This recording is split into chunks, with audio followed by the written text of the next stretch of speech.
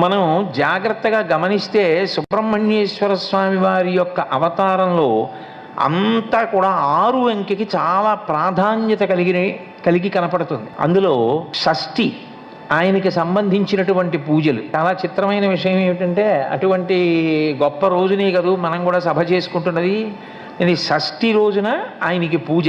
6 ముఖాలతో ఉంటాడు షణ్ముఖుడు. ఆయన యొక్క మంత్రం షడక్షరి.